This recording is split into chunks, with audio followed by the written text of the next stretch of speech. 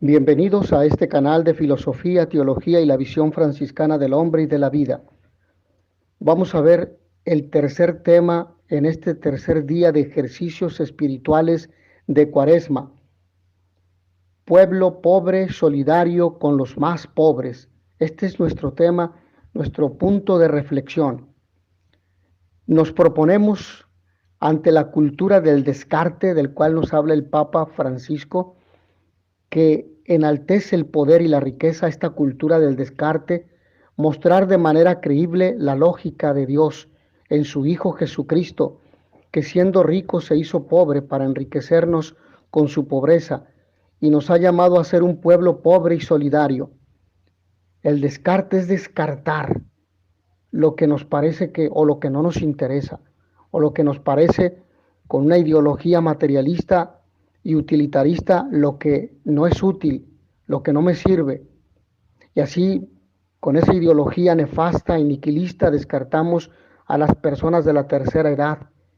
El mundo descarta a las personas con enfermedades crónico-degenerativas, a niños, a viudas, etc.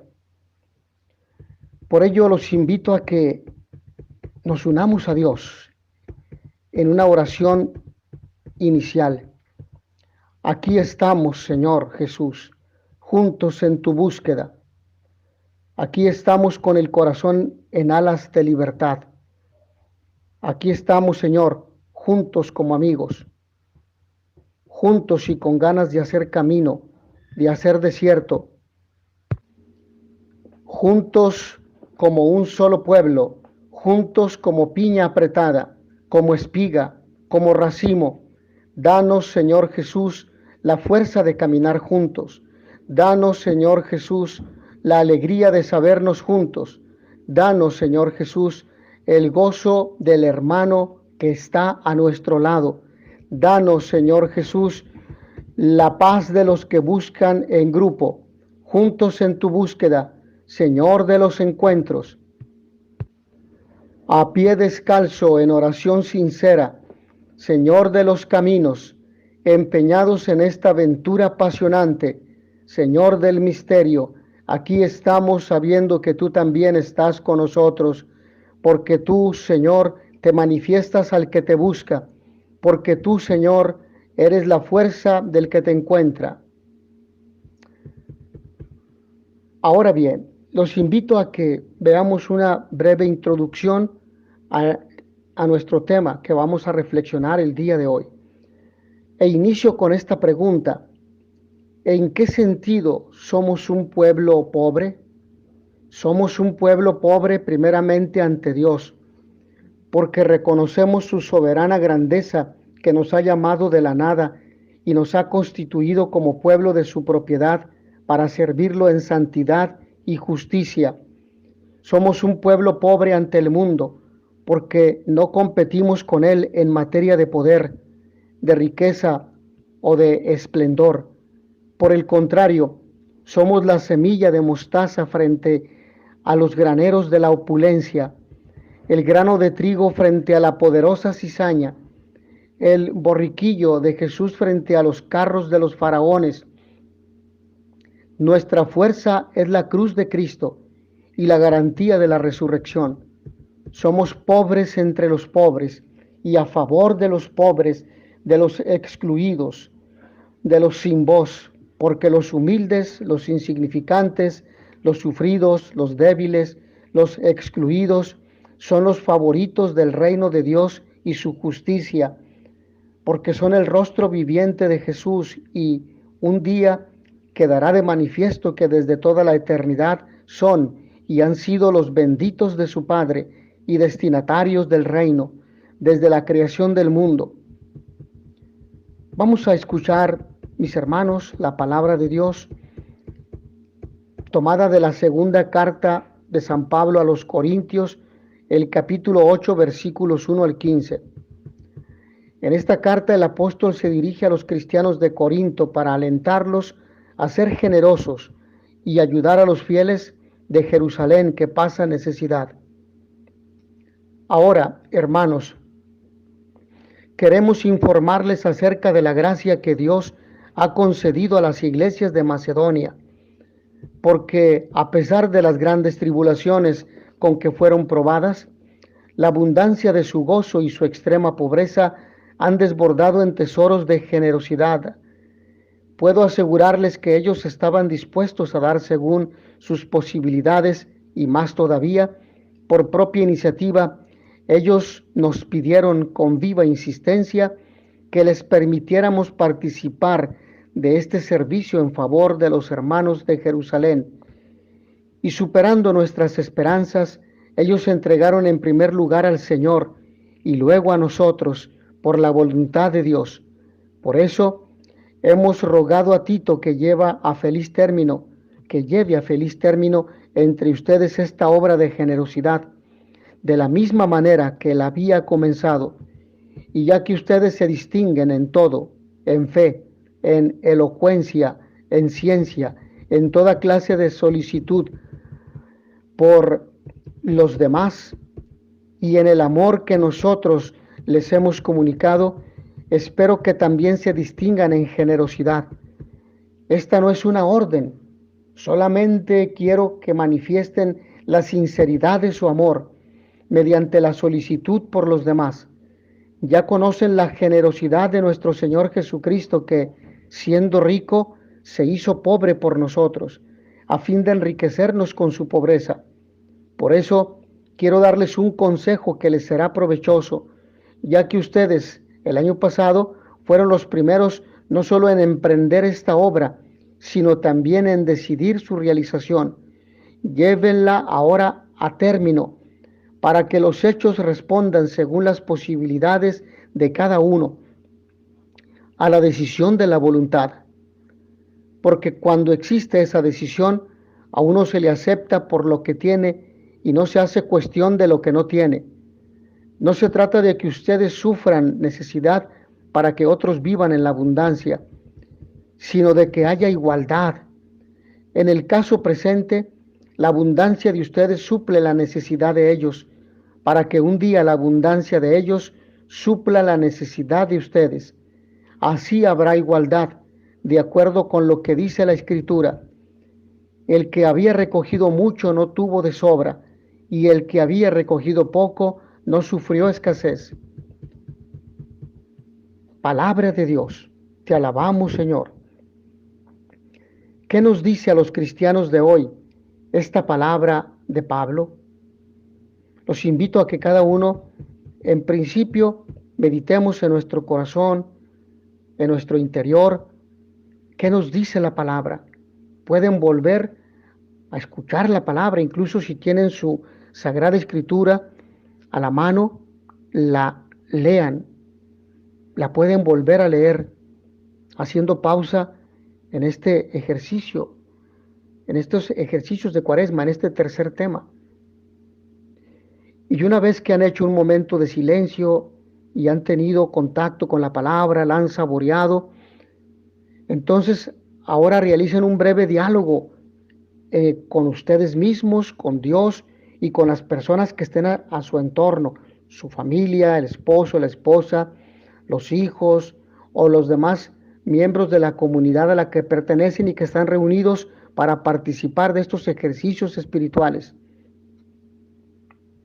Ahora vamos haciendo, una vez que hemos hecho una lectura pausada y compartiendo nuestra reflexión, vamos a hacer una reflexión en torno al tema y a la palabra del día de hoy. Es bello experimentar la alegría de entender esta buena nueva, de compartir el tesoro que se nos ha confiado para consolar los corazones afligidos y dar esperanza a tantos hermanos y hermanas sumidos en el vacío, en el sinsentido de la vida, en la pérdida de la fe y de la esperanza en Jesucristo, nuestro Señor, que nos acompaña, que acompaña a su pueblo.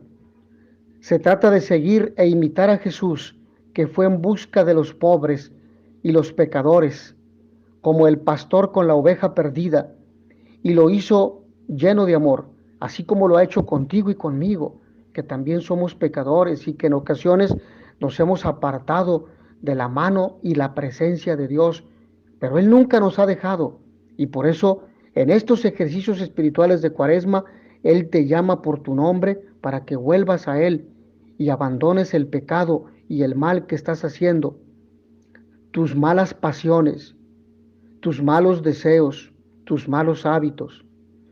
Unidos a Él, podemos abrir con valentía nuevos caminos de evangelización y promoción humana. Continuamos con el mismo ritmo de reflexión cuaresmal en 4 pasos.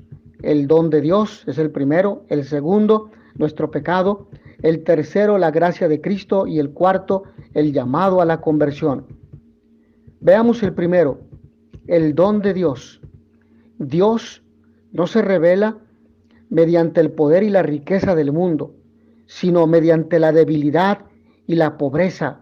Nació en Belén, nació en un pesebre, es decir, en el abrevadero de los animales donde comían, en una cueva. Murió en la cruz como un criminal, siendo el justo, murió como pecador e injusto para salvarnos y para comprarnos la vida eterna a precio de su sangre preciosa derramada en la cruz. La razón de todo esto es el amor divino, incondicional por ti y por mí. Un amor que es gracia, es decir, gratuidad. No hemos tenido que pagar nada, es gratuito, es por amor. No merecíamos su salvación, pero Él, en su generosidad, nos la ha querido proporcionar, dar. Es un deseo de proximidad, de acercarse a nosotros. Es la kénosis, el abajamiento del Dios eterno que se hace temporal, entrando en la historia para hablarnos y para que veamos sus actos. Pasó su vida haciendo el bien y nos deja ese ejemplo de hacer el bien, de perdonar, de amar, de vivir con pasión, de amar incondicionalmente y que no duda en darse y sacrificarse por las criaturas a las que ama, tú y yo. No importa el pecado que tengas, no importa tu pecado, Él te ama porque eres su hijo y quiere salvarte y quiere que estés con Él en el cielo, en su casa. La caridad, el amor, es compartir en todo la suerte del amado. El amor nos hace semejantes, crea igualdad, derriba los muros y las distancias. Y Dios hizo esto con nosotros en la persona de su Hijo, que siendo rico, se hizo pobre para enriquecernos con su pobreza. El proceder de Dios es siempre a favor del pequeño. Elige a Abel en lugar de Caín, a Jacob en lugar de Saúl, a Israel entre tantas naciones poderosas. Al llegar la plenitud de los tiempos nos envió a su Hijo que nació pobre, vivió y murió pobre. Eligió a lo necio del mundo para avergonzar a los sabios y a los fuertes. Y el capítulo 25 de Mateo nos presenta el examen que presentaremos al atardecer de nuestra vida. Seremos juzgados por el amor, por la caridad para con el prójimo, con los pequeños, los insignificantes, el que tenía hambre, el que tenía sed, el que estaba preso, el que estaba solo. Los invito a ver el segundo punto de reflexión, el pecado y nuestro pecado.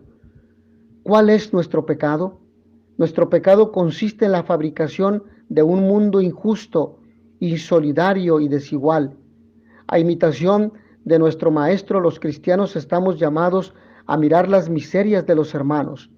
Podemos distinguir 3 tipos de miseria: la miseria material, la miseria moral y la miseria espiritual. La miseria material es la que habitualmente llamamos pobreza y toca a cuantos viven en una condición que no es digna de la persona humana, privados de sus derechos fundamentales y de los bienes de primera necesidad como la comida, el trabajo, las condiciones higiénicas. No tienen trabajo, no tienen un salario justo, la posibilidad de desarrollo y de crecimiento cultural, no tienen acceso a la educación ni al sistema de salud. Viven en calles sin alumbrado público, sin alcantarillado, sin servicio de agua y luz eléctrica, sin transporte público. Tienen que caminar distancias para alcanzar el transporte público y trasladarse a su escuela o trabajo. Viven en medio de inseguridad porque existen problemas de violencia en torno a esas comunidades o a esa sociedad. Frente a esta miseria, la iglesia ofrece su servicio, su diaconía, es decir, actitud de servicio desinteresado, sin pedir nada a cambio. La miseria moral consiste en convertirse en esclavos del vicio y del pecado. ¿Cuántas familias viven angustiadas porque alguno de sus miembros, a menudo joven, tiene dependencia del alcohol, las drogas, el juego o la pornografía? ¿Cuántas personas han perdido el sentido de la vida? Están privadas de perspectivas para el futuro y han perdido la esperanza. ¿Y cuántas personas se ven obligadas a vivir esta miseria por condiciones sociales injustas, por falta de un trabajo digno y bien remunerado, lo cual les priva de la dignidad que da llevar el pan a casa a los hijos, por falta de igualdad respecto a los derechos a la educación y la salud? Familias donde hay violencia intrafamiliar, golpes, gritos, amenazas, empujones, rivalidades, envidias, y la miseria espiritual que nos golpea cuando nos alejamos de Dios y rechazamos su amor, porque nos convertimos en presas del maligno. Si consideramos que no necesitamos a Dios, que en Cristo nos tiende la mano, porque pensamos que nos bastamos a nosotros mismos y que podemos resolver nuestros problemas con nuestras solas fuerzas, nos encaminamos por un camino de fracaso. El Evangelio es el verdadero antídoto contra la miseria espiritual. Leerlo, participar en las comunidades, nuestras comunidades, en nuestros barrios, en las parroquias, en los grupos, participar en los ejercicios espirituales, los momentos de oración, la celebración eucarística, la confesión. Por eso, esto nos conduce al tercer punto, la gracia de Cristo. ¿Qué es, pues, esta pobreza con la que Jesús nos libera y nos enriquece? Es precisamente su modo de amarnos, su amor incondicional, así como el amor de una madre fortalece, anima y alivia de cualquier temor. Así Dios nos cura con su amor. De estar cerca de nosotros, como el buen samaritano que se acerca a ese hombre que todos habían abandonado, medio muerto al borde del camino, del que nos habla el Evangelio de Lucas en el capítulo 10, versículos 25 y siguientes. Lo que nos da verdadera libertad, verdadera salvación y verdadera felicidad que no da el mundo es su amor, lleno de compasión, de ternura, que quiere compartir con nosotros. No te lo da el novio, no te lo da el dinero, ni las propiedades, ni los medios de comunicación, tabletas, celulares, pantallas, solo Dios. La pobreza de Cristo que nos enriquece consiste en el hecho que se hizo carne, cargó con nuestras debilidades y nuestros pecados, comunicándonos la misericordia infinita de Dios. La pobreza de Cristo es la mayor riqueza. La riqueza de Jesús es su confianza ilimitada en Dios Padre. Es encomendarse a Él en todo momento, buscando siempre y solamente su voluntad y su gloria. Es rico como lo es un niño que se siente amado por su papá y su mamá y los ama, sin dudar ni un instante de su amor y su ternura. La riqueza de Jesús radica en el hecho de ser el Hijo. Su relación única con el Padre es la prerrogativa soberana de este Mesías pobre, de este Rey pobre, cuyo trono es la cruz. Cuando Jesús nos invita a tomar su yugo llevadero, nos invita a enriquecernos con esta rica pobreza y pobre riqueza suyas, a compartir con Él su espíritu filial y fraterno, a convertirnos en hijos en el Hijo, hermanos en el hermano primogénito. Lo que nos decía el Papa Francisco en la catequesis cuaresmal del año 2014.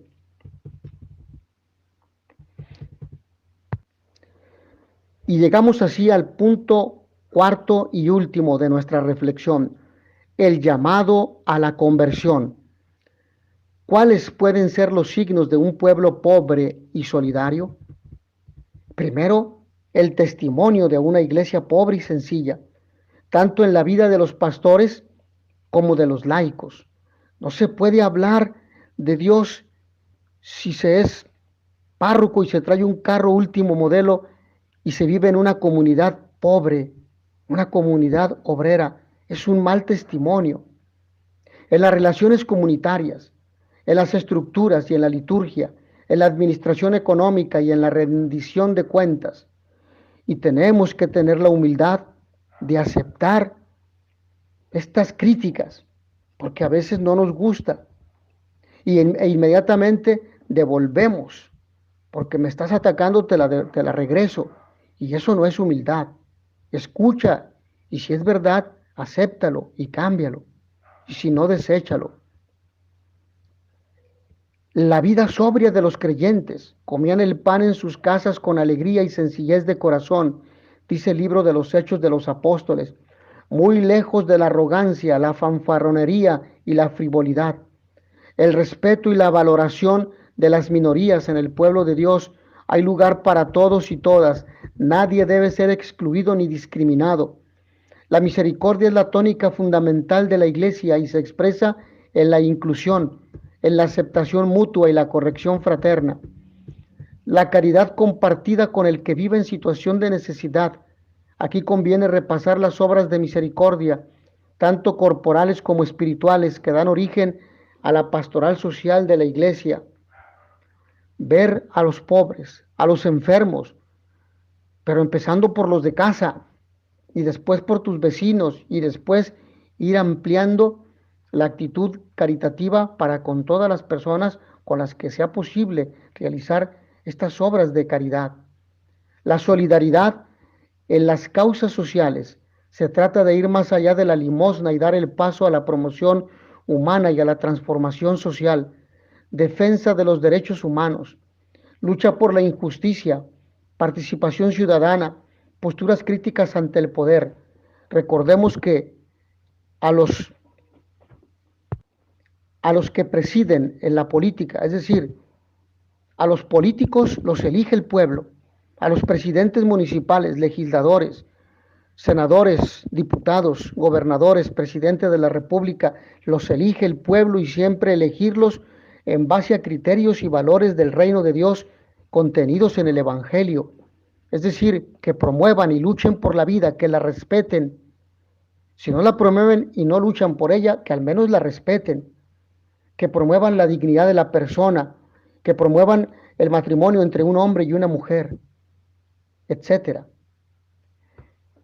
Finalmente, me gustaría hacer y dejar un diálogo para el compromiso.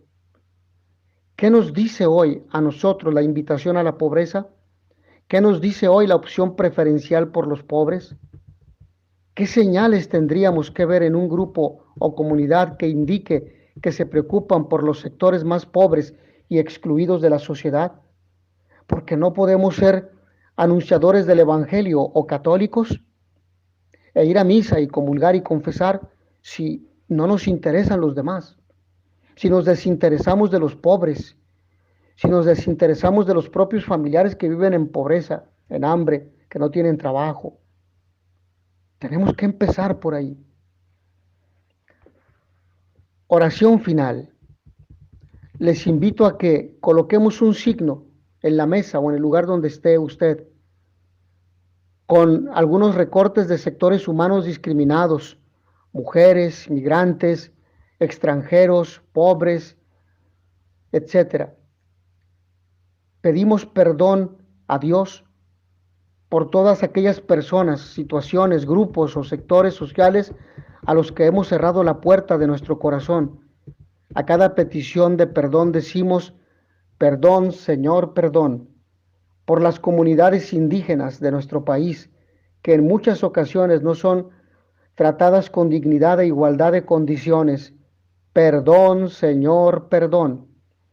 Por tantas mujeres que son excluidas debido a su sexo, raza o situación socioeconómica, Perdón, Señor, perdón, por tantas mujeres que son maltratadas, que son vistas como objeto de placer. Perdón, Señor, perdón, por los migrantes y desplazados. Perdón, Señor, perdón, por los muchos secuestrados y los que son víctimas de la violencia y de la inseguridad ciudadana. Perdón, Señor, perdón. Les invito a que cada uno, desde su lugar, desde su ambiente laboral, desde su familia, casa, comunidad, añada otras peticiones. Perdón, Señor, perdón, por la arrogancia y falta de sencillez y solidaridad en nuestra vida. Perdón, Señor, perdón. Concluyamos con el canto, con nosotros está y no lo conocemos. Con nosotros está, su nombre es el Señor. Con nosotros está y no lo conocemos. Con nosotros está, su nombre es el Señor. Con nosotros está y no lo conocemos. Con nosotros está, su nombre es el Señor. Su nombre es el Señor y pasa hambre y clama por la boca del hambriento, y muchos que lo ven pasan de largo, acaso por llegar temprano al templo. Con nosotros está y no lo conocemos, con nosotros está, su nombre es el Señor. En el nombre del Padre, y del Hijo, y del Espíritu Santo. Amén. Agradezco su participación en este tercer día de ejercicios espirituales. Nos vemos el día de mañana en el cuarto día. A todos ustedes el Señor los bendiga y les dé la paz. Y noticia veritatis proficere, pax et bonum.